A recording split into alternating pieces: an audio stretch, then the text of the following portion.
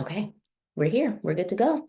All right. Well, good morning, everybody. Welcome. This is Raising Emotionally Healthy, I should say healthy children. I'm so glad that we get to talk about this today.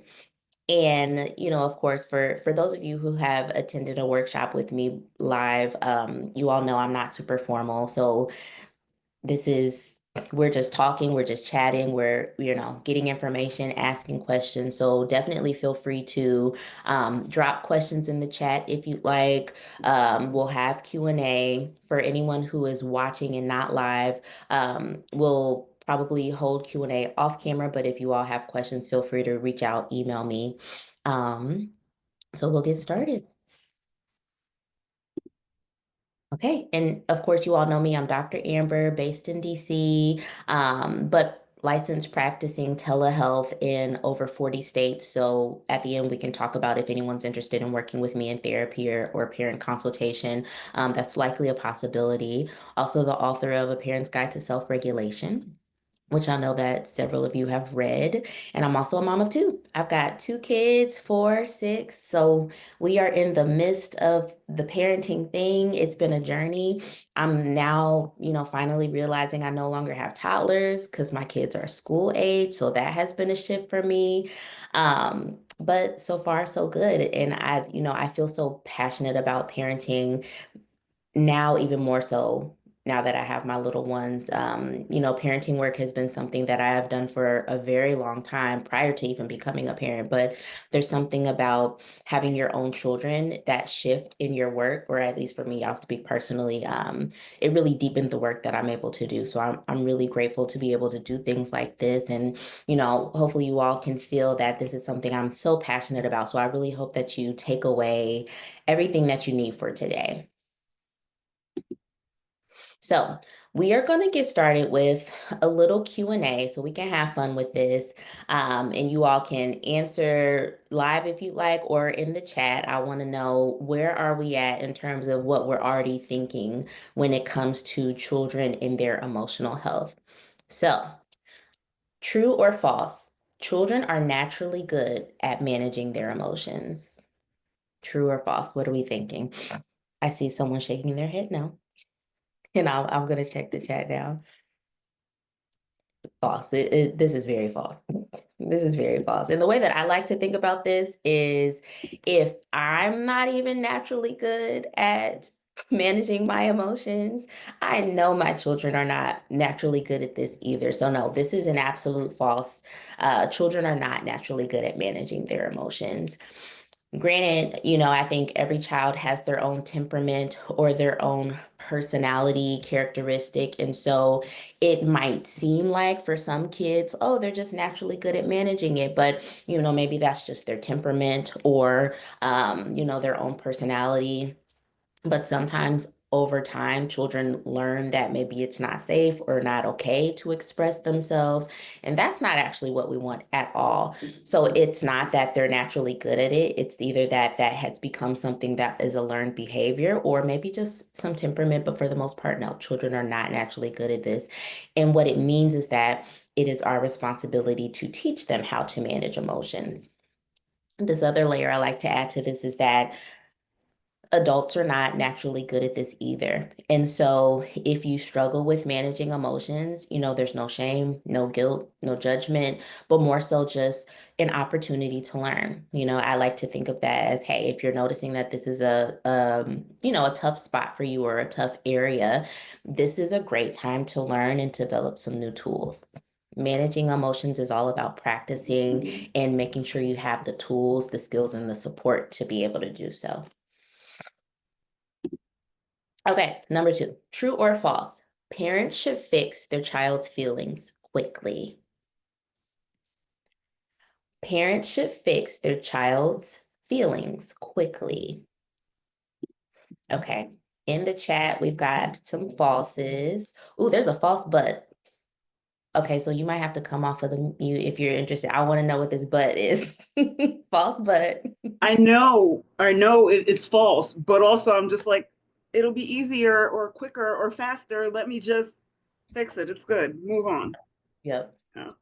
Thank you for being honest, because that's exactly what I was going to speak to. So false. We should not fix our children's feelings quickly, but it ends up happening because of the reason that you just said.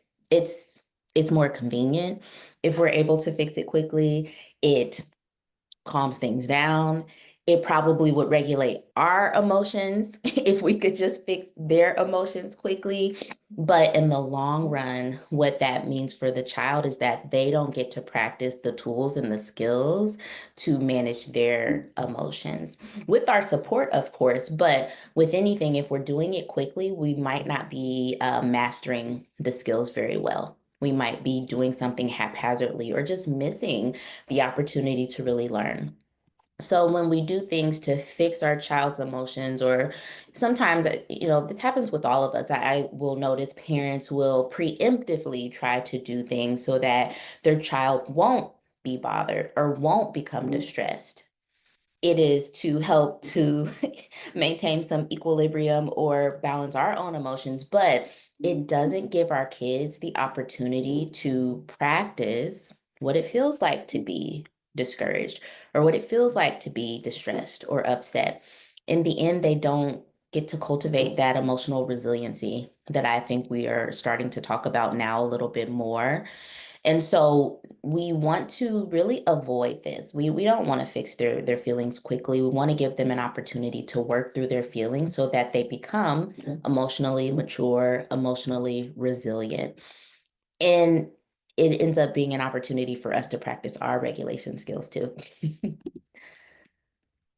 Someone says calling me out with the preemptively be. I know, and it's not personal. It's just because I know personally and professionally this happens. And again, it's no judgment, no shame. You're not the only one. I too find myself saying, "Hey, I'm going to do this because I know if I don't, my daughter will get upset." But sometimes there might be moments where she needs to feel whatever that feeling is so that she knows how to handle that or knows how to work through that. And so that she can develop her own problem solving skills with my support, of course, but we want to be able to make sure those opportunities are there. So I'm sure we'll come back to this, but no, you're not the only one, girl. You're not the only one. Okay, next one. Teens act like they don't need parents emotionally, but they do. Teens act like they don't need parents emotionally, but they do. I feel like we know the answer to this one. Very true. Yep, it's true. Teens for sure need you. Absolutely. Yep, they're just a ball of most. I think I said this in the last one. The teens and the toddlers are actually very similar. They're very similar. They're balls of emotion. So yes, your teens need you. And I actually forgot to ask the ages of your children. So if you all are still, or if you would like to share in the chat, how old are your kids? How many kids you have? Just so I can also have a sense of the age ranges and developmental stages we have today. But yes, your teens need you. And later in this presentation, we will actually break down by age range and developmental stage what your child needs specifically to be able to cultivate some emotional resilience, emotional health, because it's different at every stage. And for the teens, we'll notice that they need more privacy. They need more opportunity to really practice and flex some autonomy, but they still very much need you emotionally, even if it doesn't feel like it. So we'll talk about what that looks like to balance that. Okay, I'm gonna check out the chat. It looks like we've got 7 and 12, um, 4 almost 5, 8 and 13. Okay, these are good age ranges. So 2.5 and 5. Okay, so we've got a few well, it looks like maybe one toddler, some school age, some preteens. Okay, so this is good. We'll cover all these age ranges today. Okay, I think I have one more true false. True or false? If you've made a parenting mistake, it's too late to support your child's emotional health. True or false? It's too late. It is too late to support your child's emotional health. I feel like with this one, there's the actual answer, and then there's also the answer based on how we feel. And so this is false. Yeah, never too late. No, it's never too late. This will always be false. But I think sometimes, and again, I know for me, and I've noticed in a lot of parents, in the moment when you feel like you've made a mistake, or if you feel like you're hitting a rough patch with your child or your parenting, it can feel like it's too late. It can feel like, oh, we keep going through this. I don't think we can repair this, or it just never feels like it's going to get better, or I've ruined them, that it's never going to get better. Our relationship will never improve, and that's never the case. That is not true. You would be surprised at how strong and resilient your attachment and bond with your child is, especially when there's already that secure attachment present. And the fact that you all are here, I would bet or guarantee there's a secure attachment. It's just that parenting is messy and it can feel bumpy. So there's very little that I believe you can do to completely detach and disrupt your relationship with your child. We make mistakes, but later today we'll also talk about rupture, repair, what that looks like, how to really implement that in moments like this too. Okay, you all did great on true or false. I think that was the last one. Yep, last one. So ultimately, and you probably kind of get the sense of this as we were going through this, emotional health is really about relationship skills for kids and our children. Um, with emotional health, it's really about being able to recognize, regulate, and recover from emotions. And so again, that's why it's so important to allow our children to have those opportunities to feel and rebound from or recover from emotions. But a lot of these skills they learn primarily in their relationships with us. So that is why that primary attachment with a caregiver, whether it's a mother, a father, a grandparent, whoever that primary caregiver is so important. And that does not mean you have to be perfect. It means that instead you need to be present, consistent, reliable.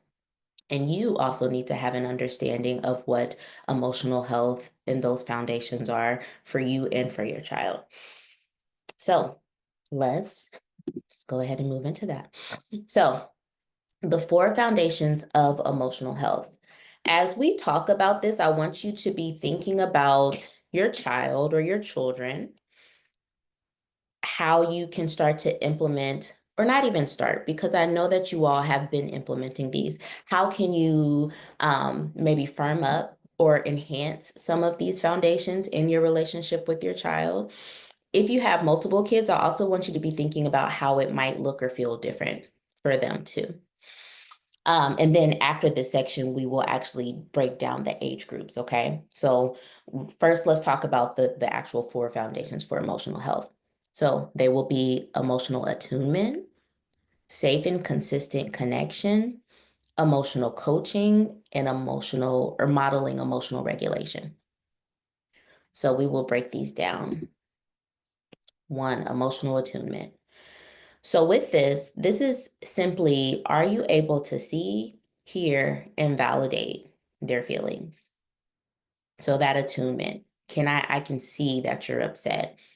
I can hear that you feel disappointed. What you feel right now is valid. It's real. And valid does not always mean you agree or that you feel the same way. There are a lot of times our children feel things and we're in our head, we're just like, how did we get here? What is going on? But what you simply want to be able to demonstrate to your child is that their feelings are real. We don't want to be dismissive or discourage them from what they feel. Feelings are real. So emotional attunement is, can you see, hear, feel the emotions that your children are trying to express? This can be tricky for a number of reasons. One, it can be hard, especially when our children might be more externalizing with how they feel. And so we might see this in the younger stages, the toddler years, maybe even the teens again, because I think toddlers and teens are very similar, where their emotional distress might come out as behaviors or maybe some distress in the relationship. Sometimes that can feel personal or very hard to manage, but I really want you all to still think about, hey, what are these behaviors trying to communicate? What is this conflict in our relationship trying to communicate? As best you can, get to the core of the feeling that is there. Okay. Because we also can address both things. We can address the behavior, the relationship issue, but we first have to address the feeling. So, what is the feeling? Okay. Emotional attunement. Another reason why emotional attunement can be really difficult is if you are feeling clouded or blocked with some of your own distress, stressors, things going on in your life. Okay. And so that's why that emotional regulation for parents piece really becomes important because life is crazy, as you all know, right? We have so many things going on, whether it's work, whether it's our own relationships, whether it's things going on with our parents, whether it's simply just the world. You turn on the news and you're boom, sad, boom, scared, boom, frustrated, anxiety. And so it can be really hard to attune or connect emotionally with someone, especially your child, if you are also having trouble managing and working through whatever is going on for you internally. Okay. And so I think this speaks to a lot of things. One, with this, I want you to take away that we want to be able to see, hear, and feel the things our children are expressing emotionally. But two, we also need to be aware of what might be happening for us that is getting in the way of our ability to do that. Okay. So this often comes down to, okay, what work are you doing for your own self-care, your own emotional health? Because we really want to make sure that we're paying attention to that so that we can be clear for our children. Emotional attunement. Last thing I will say about emotional attunement. Let's think about it 80-20. Okay. Attunement 100% of the time is not gonna happen. No matter how many of these workshops you attend, all the books you read, all how much you try. 100% is not the goal here. I might even say 70. Let's shoot for a 70, 80 on a good week, because it ultimately is at the end of the day, the week, the year, the month, how much have you accumulated and how is it balanced? Ideally, more of the positive and the good outweighs the missed moments, and that's okay. So 80-20, 70-30 is what we're shooting for. Okay, let's go to the next one. Safe and consistent connection. With this one, this I like this one because it is a reminder of how just sometimes this really is that the basic foundational things that are so important that really matter the most. Safety. Is my child safe? Do they feel safe? Consistency. Is my presence predictable? Are my reactions or our relationship, is there a predictability to this? And then also, is there a connection there? Are we connected or are we disconnected? The connection needs to be safe and consistent. So when we talk about safe, I think a lot of times our first thought is physical safety, which is clearly very important. But again, people who attend this workshop, I don't think that physical safety is the number one problem. I think we also need to be thinking about emotional safety. Okay. And this is especially for, the kids, the preteens, the teens, honestly, the younger ones too, but emotionally safe. Are our children, do they feel safe and comfortable to express how they feel without the fear of retaliation, getting in trouble, consequence? Okay. Can they truly be honest, vulnerable, emotionally expressive with you? That consistency, that safe and consistent connection is what builds that emotional safety. Okay. So your predictability, your presence, that is going to help them feel safe, in addition to your openness to what they are needing to express or wanting to express. And again, those small, predictable moments really matter a great deal. A great deal. I was gonna say something else about this one, and I feel like I forgot. I'm trying to think if it comes back to me. If it comes back, we'll come back to it. Okay. Next, emotional coaching. So this one is fun because a lot of times when I talk about emotional coaching with parents, they're like, wait, but what about me? And it can feel that way. Who knew that becoming a parent meant we had to teach all these skills? We had to teach so much. My background is not education, and yet here we are. We are having to teach skills. And so emotional coaching is really important for your children's emotional health because they need tools and skills and strategies for how to name and manage their feelings. So, in order for children to be able to regulate their feelings, they first need to be able to identify them.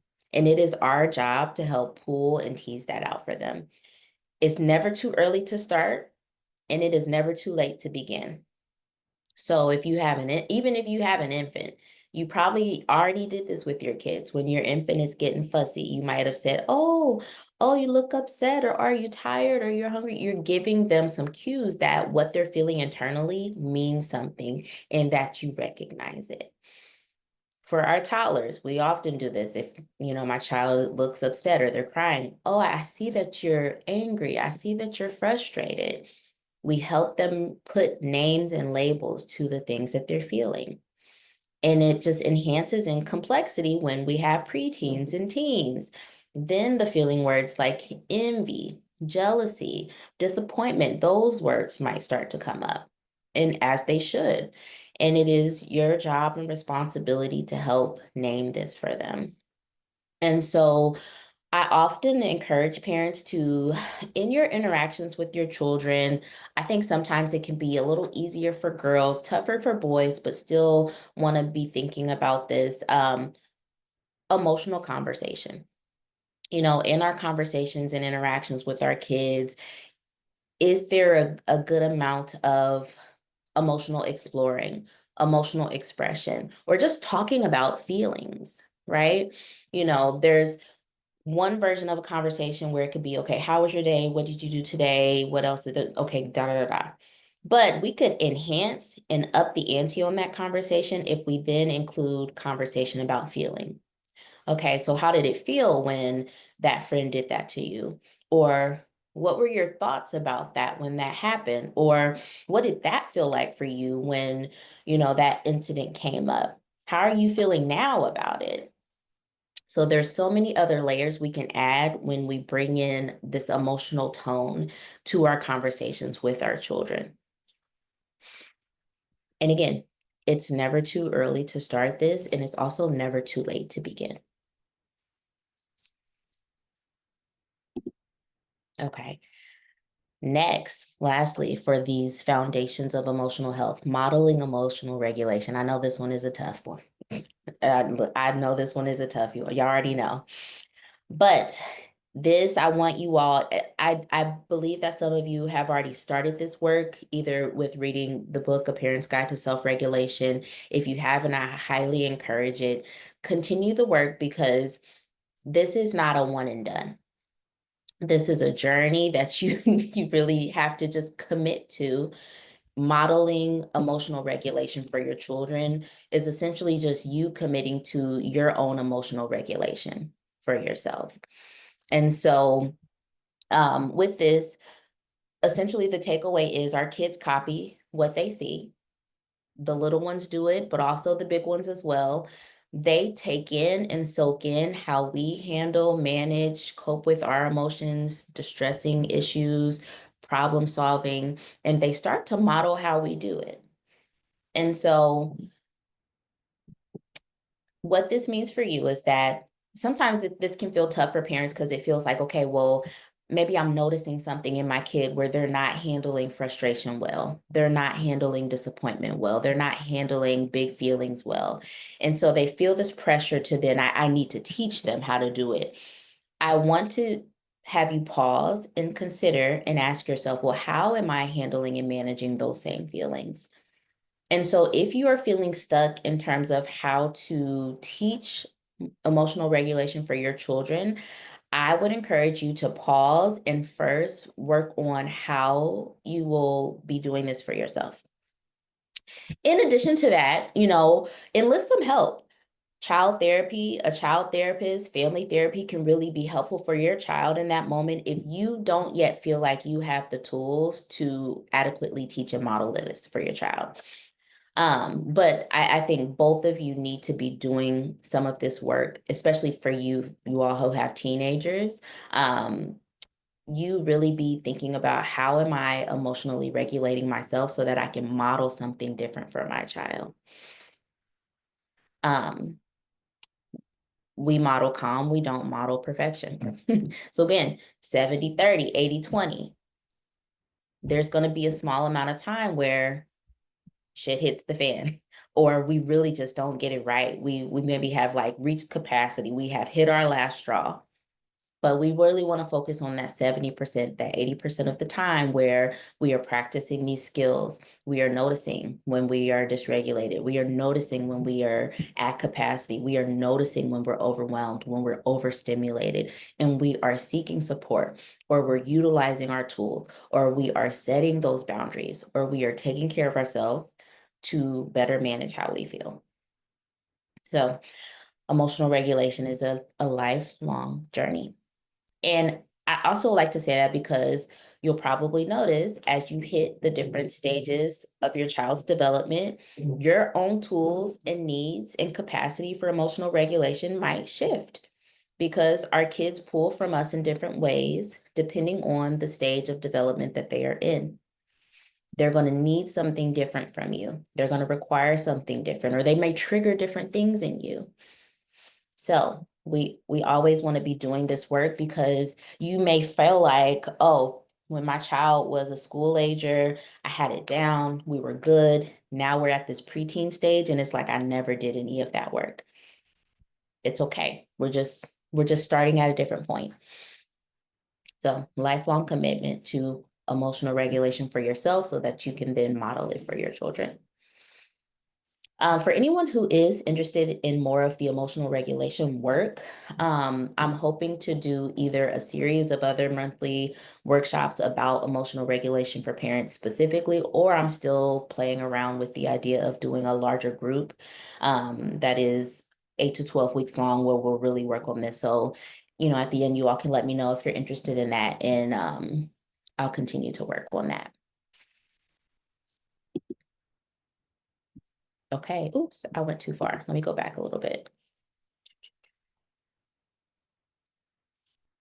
Okay, let me catch up. Okay, we're here, we're here. Okay, so now is where we're going to kind of break down the age groups a little bit. So we've covered the 4 foundational elements needed for emotional health. Now we're going to play around with what does this look like depending on the age of my child and where they are developmentally.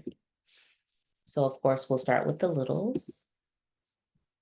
And I don't think anyone in here had an infant, but we'll still go through it just so we can kind of think about, take a journey back to when our kids were babies. Or if anyone is expecting another or knows someone with an infant, you can pass this along. But let's think about the little ones, the infants, the toddlers from 0 to 2. So as you could probably remember when you had a 0 to 2-year-old, it required you to be very responsive. You had to be quick with your responses because, as you know, the babies, they go from 0 to 100 really quick. And so there was no lead up. It felt like, ooh, pretty quickly they needed something. So your responsiveness is really what helped to build that trust between you and your child. Is my caregiver responsive? Are they present? Are they able to meet my needs quickly? It was the quick response that helped to cultivate that emotional health.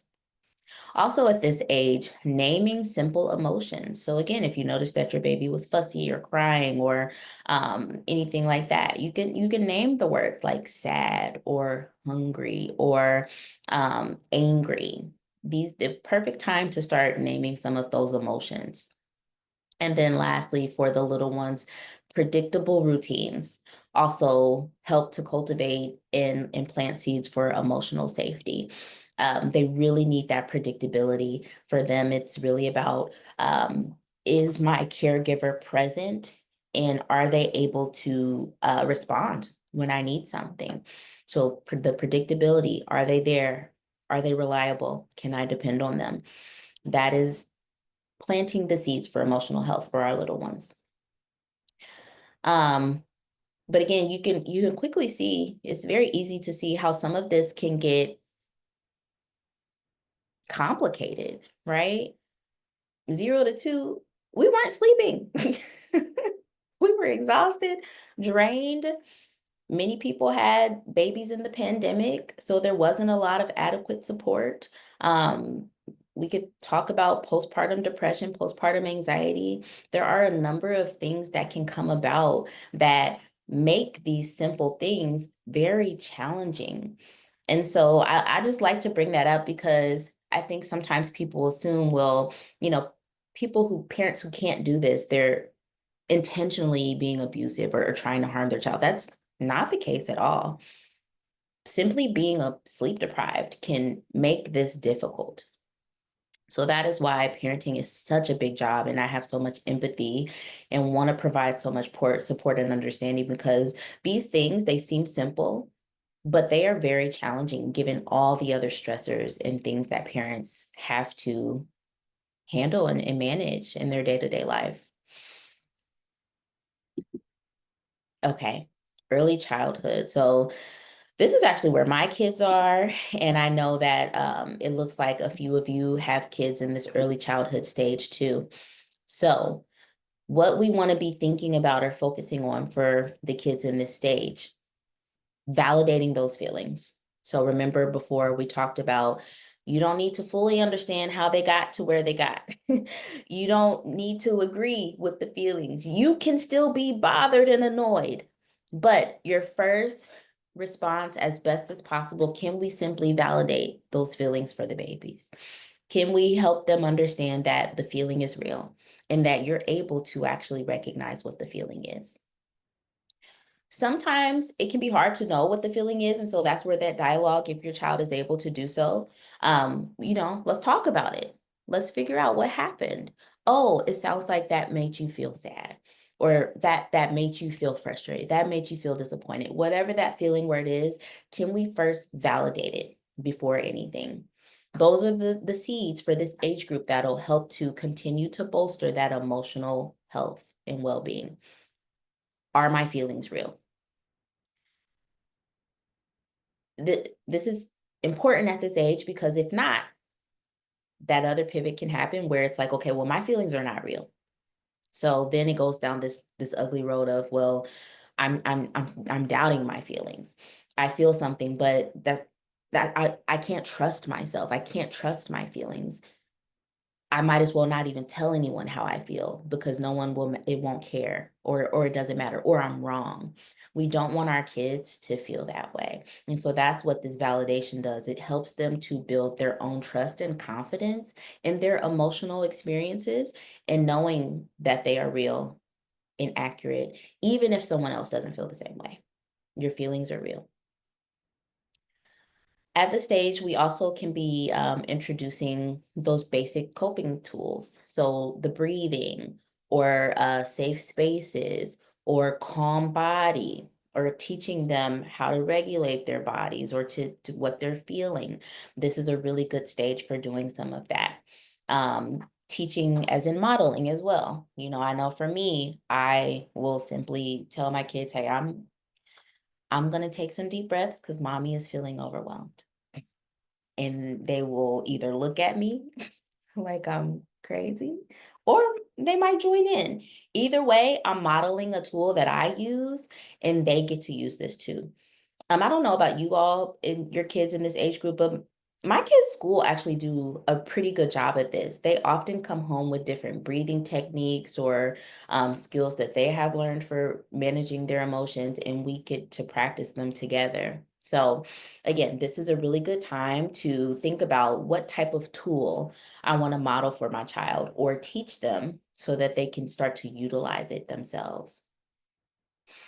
Um, Repeat simple emotional language for this age group as well. So the simple emotional language, so we're thinking about terms like sad, angry, mad, frustrated, disappointed, even.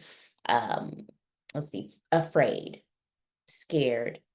These words we want to kind of have in our emotional vocabulary on a daily basis because these are likely emotions that they are feeling frequently, and we want to make sure that they are able to really build that emotional vocabulary and that understanding for those terms.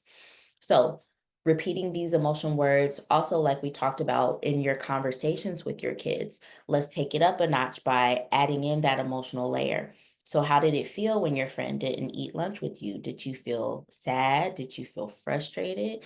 Oh, so what did it feel like to miss recess today? Or how did you feel when your teacher gave you a extra sticker? Were you happy? So, let's bring in that emotional language in our conversations with our kids. One more thing for kids who maybe are not as verbal, um, we can still continue to bring that language in on our end, even if they're not yet verbalizing that.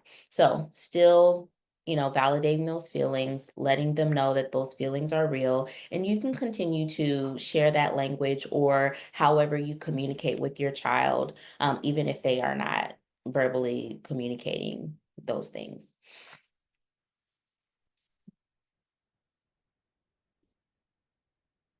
Okay, let's go up to school age. So this is the age, what, 8 to 12. So this age group is probably going into middle school or already in middle school, probably preparing for high school. Tough times, tough times. And so it looks like some of you all, yep, yeah, some of you have some kids in this age group, at least two of you, it looks like. So this is what I want you all to be thinking for this age group.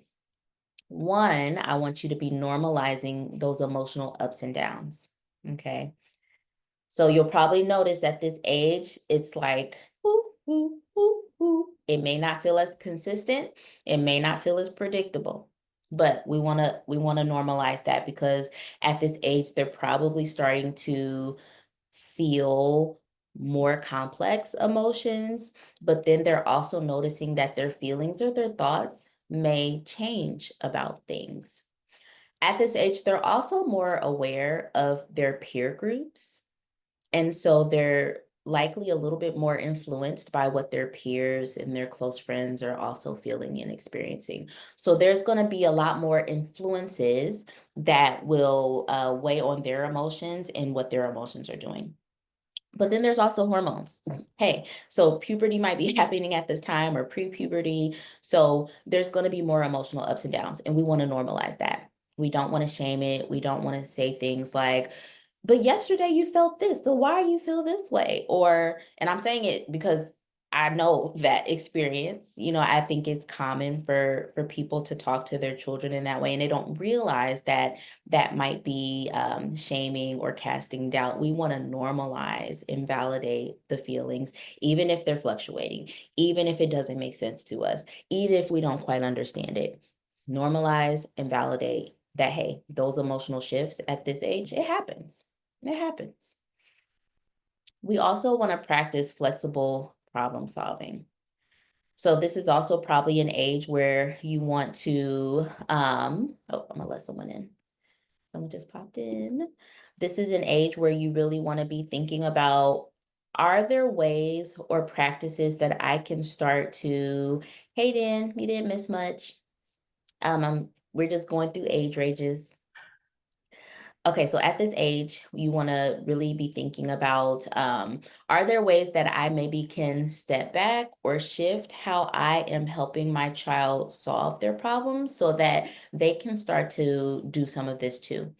And it's not a complete step back, but more so how can we be more flexible in how we think about problems for our kids at this age so that they can start to you know, take some of this, take some of the lead in this. So flexible problem solving.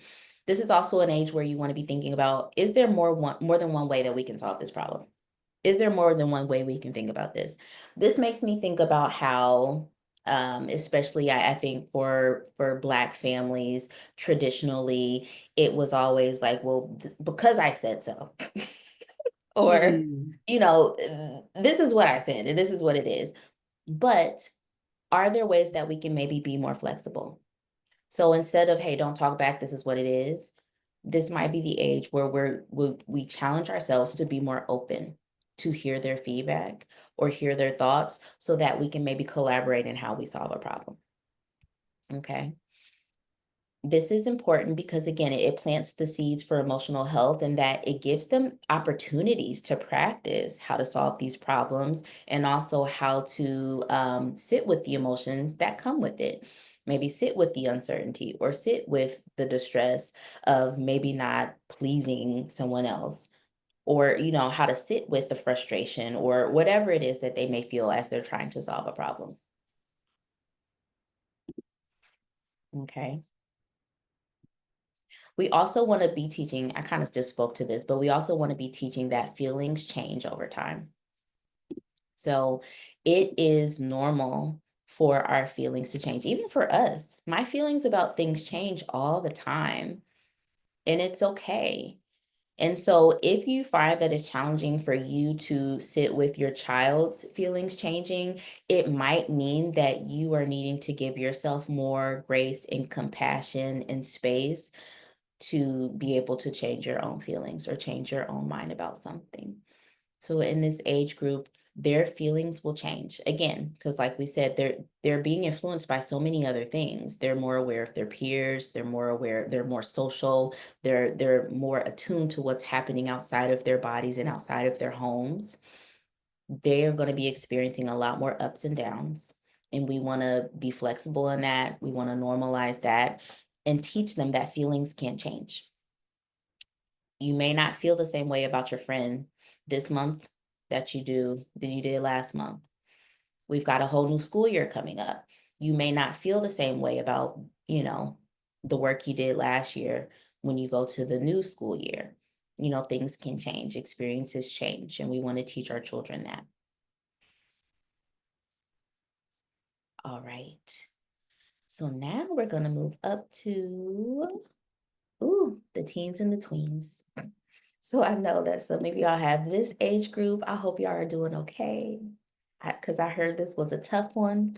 And I'm looking back, it looks like there's at least one of you, maybe two, because I know someone's 12 years old, so they're nearing this age group, that have kids in this age group.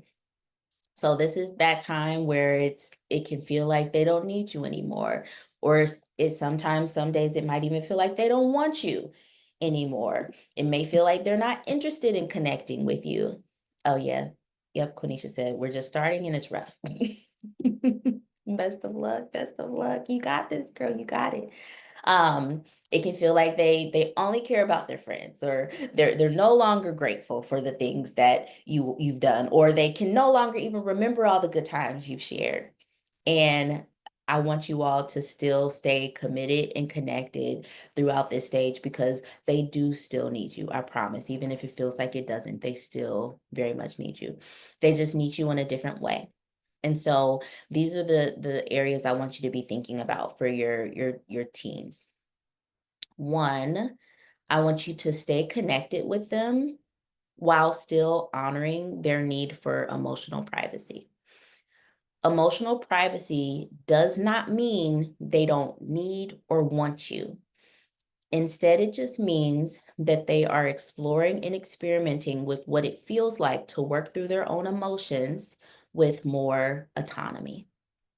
So This is where we can kind of fall back on some of that earlier work that we did in the earlier stages where we've given them the language and we had the emotional conversations with them.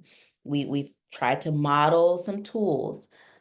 I want you to give them some space to be able to use the seeds that you've been planting along the way while you remain the container. You will always be the container out here while they're inside playing around with the emotions and the feelings. You're still the safe container, but they need a little bit more space and autonomy to practice their emotions on their own.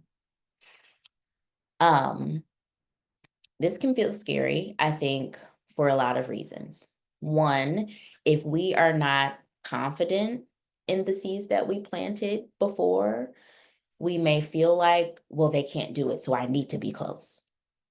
That's going to backfire because ultimately, regardless of whatever seed you planted, they still want and need this autonomy at this stage. And so for you, you can be thinking about, well, how can I continue to plant some of those seeds while I'm the container? You are the safe container while they are inside exploring emotionally. Okay. So give them that emotional privacy. Don't stop the conversations. But if you're getting the feedback or the vibe that they're, not at this time, mom, not right now, don't push, don't push their boundaries. But really practice that emotional attunement and can you sense and feel when they might be open? But you always remain open.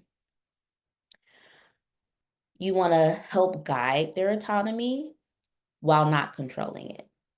So I think you can sense the difference between autonomy and guiding the process versus controlling. When you're controlling a process, it means that you are dictating what that person should feel or what they should do. But with your teens, you can't really do that. Not in the same way that we used to be able to with our little ones, because they have their own feelings, their own experience. And again, they want to be able to practice and explore that with some space and some privacy. So we are no longer, we can't control, we never could control, even though it felt like it. We are now guiding with autonomy. So again, you are the container, they are inside exploring. As they move, you just move around them. Just as the safe container. You guide the process for them. So you might be thinking, well, what does that mean to guide it? So again, you stay open, give them some privacy, but when they come, you're ready. So it kind of reminds me of like the early stage of you're responsive when the opportunity presents itself. Okay. When your teen comes to you and needs something or wants something, you are ready and open and you're not defensive, you're not judgmental, you're not critiquing, you're validating, you're listening, you're exploring with them. I think sometimes what can also be helpful, even for adults, um, when someone comes to you with like a need or a concern or a problem, you can ask them, do you want me to just listen or do you want advice?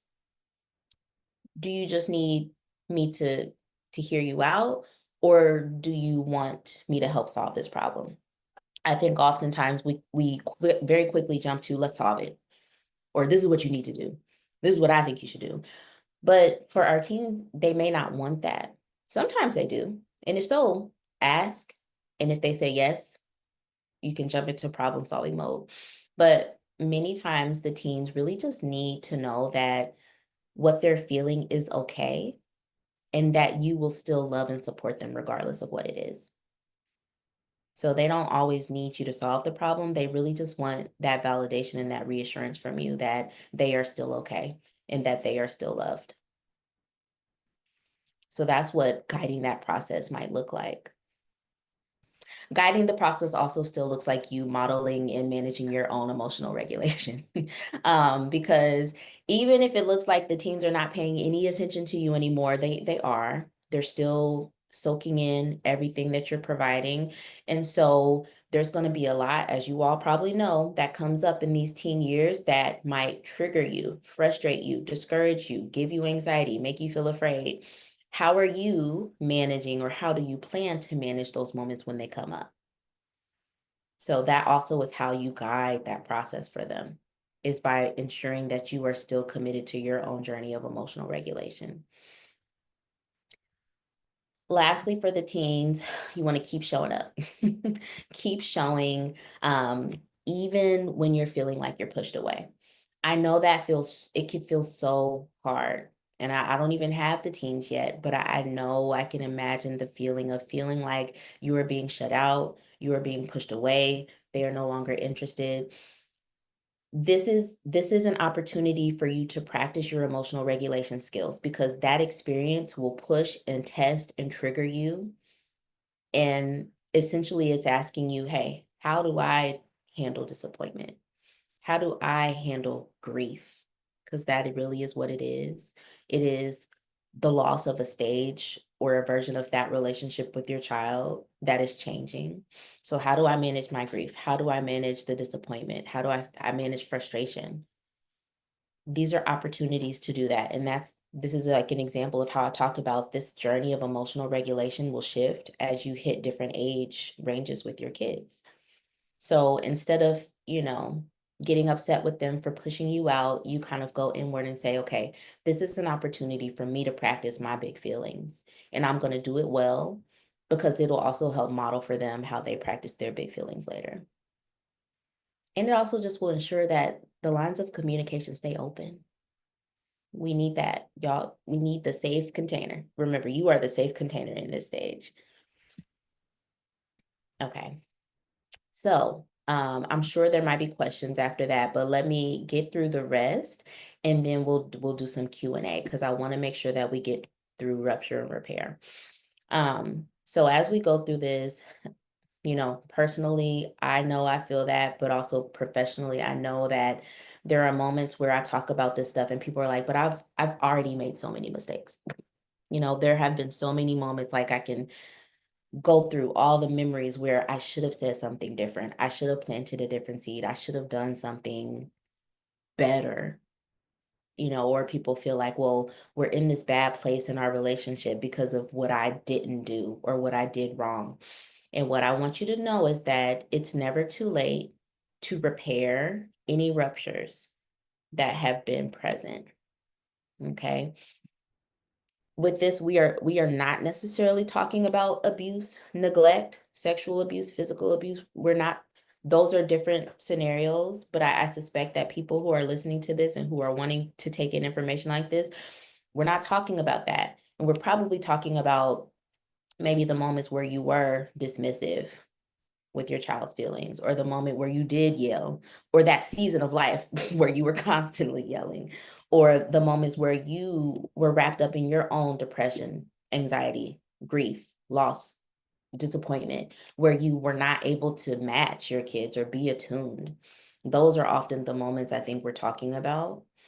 And so I want you to know, even if it feels like there were several seasons of that, we can still repair any rupture. So let's talk a little bit about what that might look like. I want you all to know that ruptures are normal and they're also inevitable. So part of why I want y'all to remember 70-30, 80-20, 20 to 30% of the time is going to be very messy.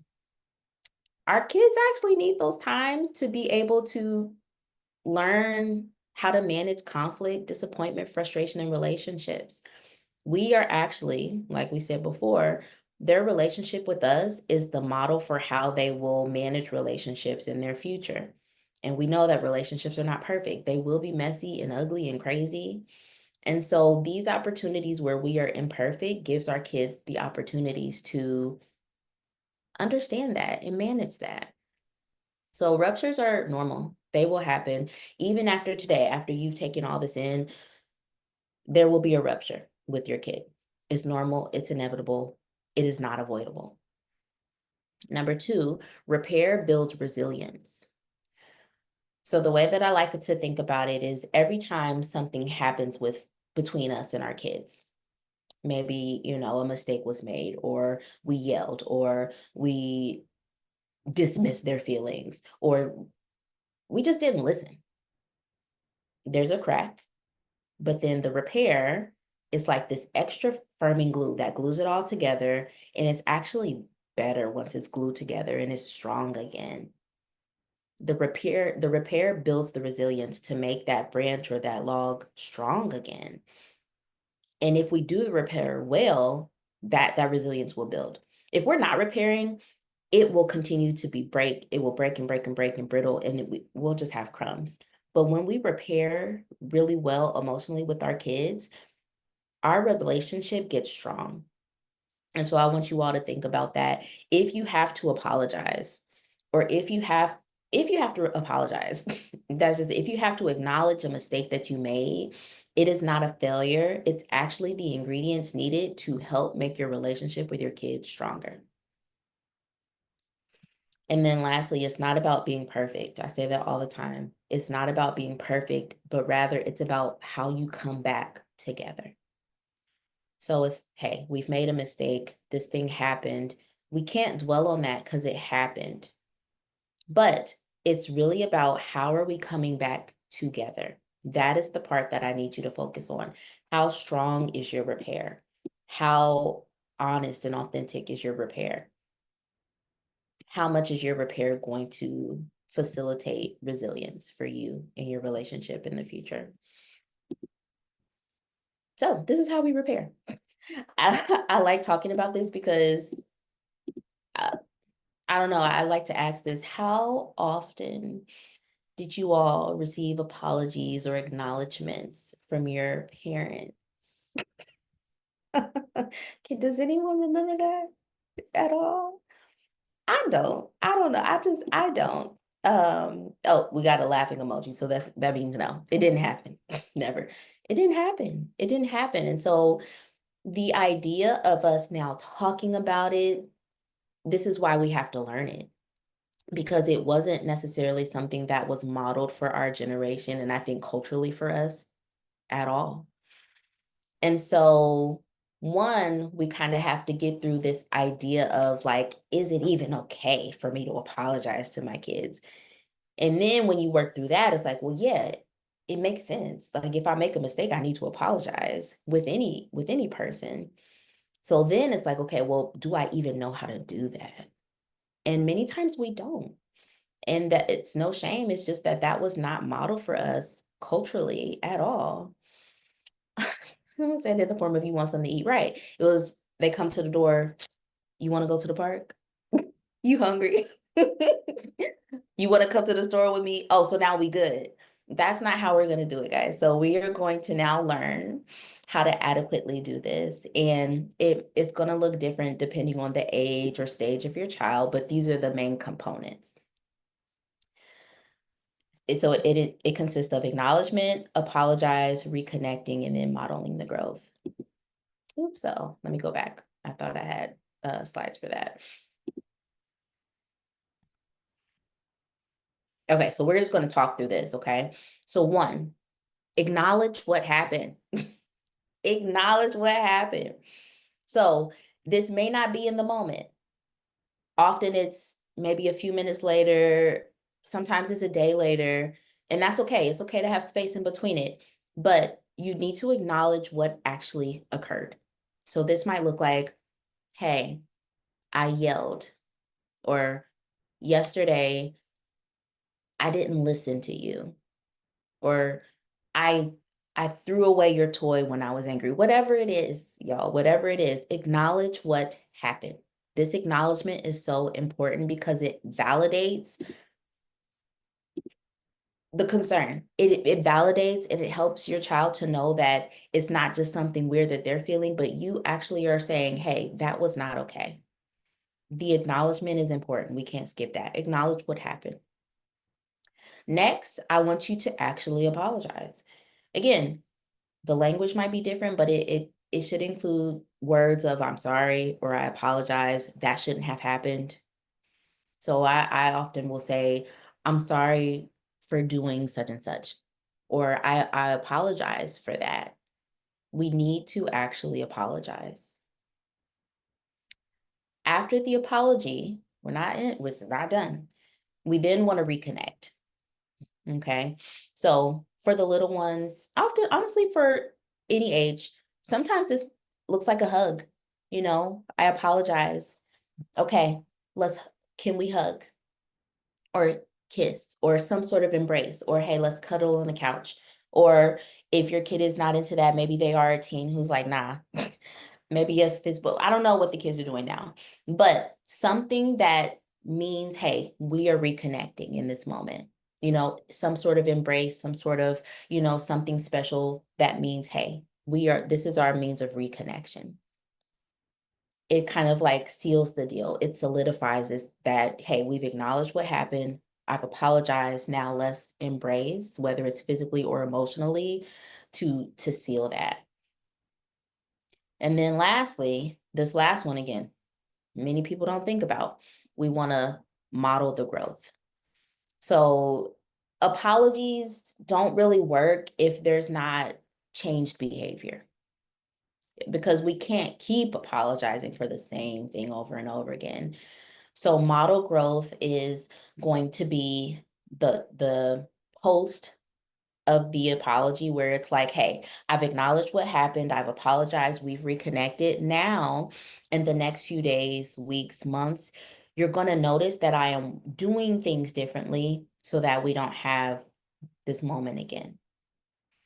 In the midst of that, as we're working to grow to things, there's relapses, or, you're still working through it. You may have to apologize again about a similar situation, but continue modeling the growth and the changed behavior for your child. Again, I love this one because it also helps to plant the seeds for accountability, personal accountability for our children, which also builds resilience. we I'll no, I'm not gonna speak for myself. I'm gonna speak for y'all too. We don't want kids who cannot be accountable for their actions later. But they often can't be if they haven't seen that modeled. And so this is also us teaching them personal accountability.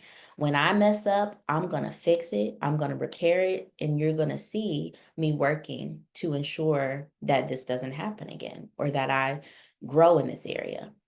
Just like that's what we expect from our children. When you mess up, we got to acknowledge it, we got to fix it, and we're going to work to ensure that this doesn't happen again. And we would experience that or expect that for anybody. I'm thinking like our kids' teachers. If they mess up, we need to acknowledge what happened. We need to apologize, reconnect, and then work to ensure that this doesn't happen again. Our kids need to actually see the adults in their lives, namely us, being a personally accountable so that they also can do that too. So there's so much good that happens in the rupture and the repair. You get to reconnect with your child, you build the relationship, make it more strong. So the resilience factor is there. Your child is also learning how to handle disappointment, frustration, conflict in future relationships, and you're teaching them personal accountability. That's amazing. Amazing. So don't try to be perfect to avoid this process. There's a lot of learning for your child that occurs in this process. So you mess up, hey, now we get another learning opportunity to do all these other things. There's so many nutrients here. So um, don't don't be afraid of the rupture, because there's the repair and there's a lot of good things that can come out of the repair. So all in all, hopefully you all are seeing and you can take away that these small shifts really make a big impact. Those small moments make huge impacts for your kids. And I want you to be making sure that you're prioritizing connection over perfection. We can't be perfect, because if we try to be perfect, we miss the goodness that comes in the rupture and repair cycle. And also really focusing on those daily habits. So those daily habits with your kids that help plant some of the seeds that we talked about. And then lastly, really thinking about how your regulation, your emotional regulation is essentially becoming theirs, because you're modeling for them at every step of the way with what you do. So, like I said, I will stop the recording before we do Q&A. So we're gonna skip this real quick. Um, And in the end, I also want you guys to think about it for anyone who's watching this in the recording. After going through this, I want you to think about one small emotional shift that you're going to focus on this week. So, the people who are here live, you can tell me this after we're all done, but be thinking about one small emotional shift that you want to really focus on this week, based on what you learned about today.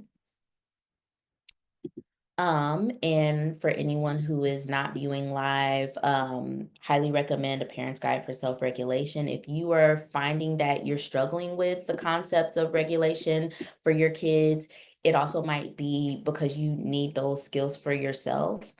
I essentially wrote this book for the parent who is noticing that they want this for their kids and they want to be able to model and implement these skills in their parenting, but they really didn't get that as a child. Or some of these things were just missed. And I think we are a generation where we are walking into the future with our kids with these priorities of emotional well-being, emotional regulation, emotional maturity, emotional health, when that was not the front and center priority for our parents' generation. Not saying it wasn't important, but times change, society changed, culturally things have really shifted a great deal. And so we are trying to do things that maybe we didn't really receive as much or as well. So this book can help you with that. And then lastly, there's several ways to work with me in therapy. Of course, I'm licensed in 40 plus states.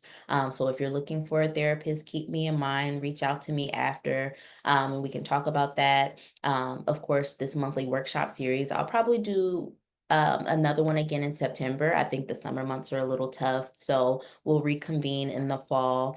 But also, I'm offering some parent coaching. So if there is some parenting or family issues that you're wanting to work out, work with me and we can talk about what that might look like, and how to get you from A to B with regard to your child or any concerns in your family.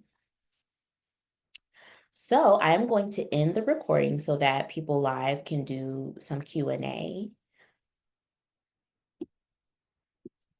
Let's see if I can figure out how to stop it.